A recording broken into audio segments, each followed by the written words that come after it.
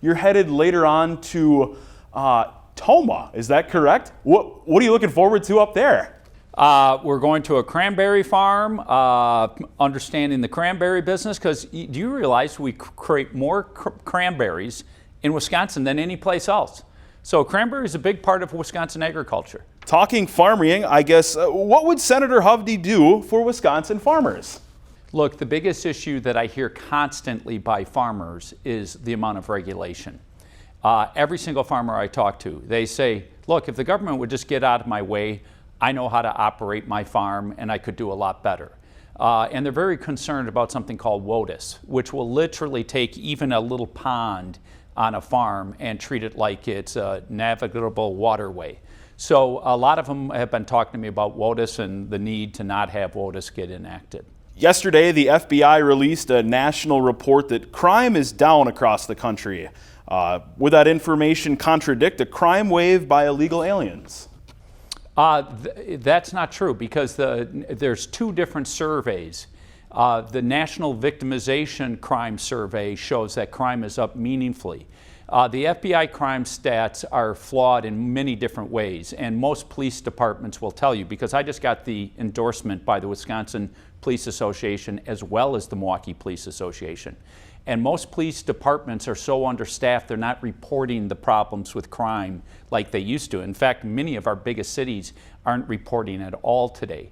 The other factor is because, like, take Milwaukee as an example, because of the drop in the amount of officers, they don't even show up to a lot of property theft crimes, and a lot of crimes they can't even respond to. So when you look at the much more comprehensive survey that the government's been doing for a long time, that shows crime has continued to increase and has continued to get worse. The Milwaukee Journal-Sentinel reported that Banco Azteca, which they say has ties to the Mexican drug cartel, allegedly flew $26 million in cash over to the border to your SunWest Bank last December. Your reaction to that, sir? It is just unbelievable how low this Baldwin campaign will go. First of all, my bank is one of the most regulated entities in the world. It's a bank. Secondly, every transaction goes through the Federal Reserve. Number three, every transaction that is being done is vetted by the FDIC and literally looks at all the transactions. So this is a normal part of every bank in Mexico, all over the world, has to have cash dollars come back into our country. So in this case, it's tourists having cash dollars that need to come back to the United States, which is a central role why we're the world's reserve currency. So the Federal Reserve wants banks like mine to process these transactions. So the Milwaukee Journal-Sentinel took a bunch of articles from 10 years ago and tried to create this. But what did they say? Hovde or his bank have never been charged with any wrongdoing, but they fabricate this whole thing up just so Senator Baldwin can write some crazy attack ad trying to claim that I have connections to drug cartels. If I did, I'd be in jail. It's an absolute travesty that instead of her standing here debating with me, running from every day debate, talking about issues that matter to the people of Wisconsin, her whole campaign has been built on lies. One lie after another lie after another lie.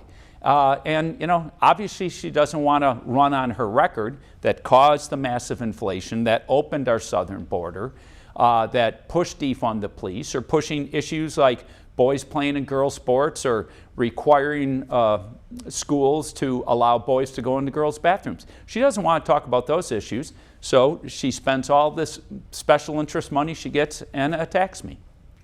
Mr. Trump is coming to Prairie du Chien Saturday. I guess, will you be in attendance, and are you looking forward to it?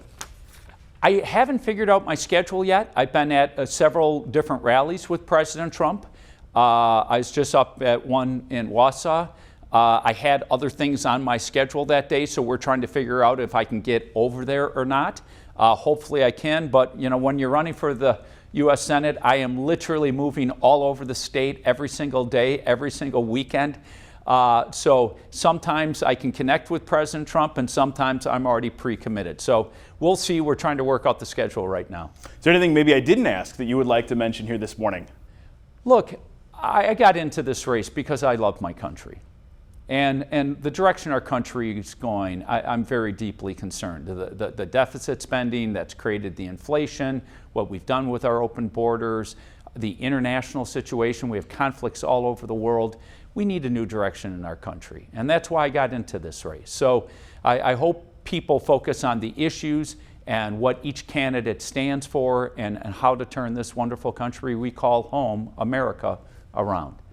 Thank you for creating time for us and coming up here and doing this. Thank you. Much obliged. We appreciate it. It's wonderful.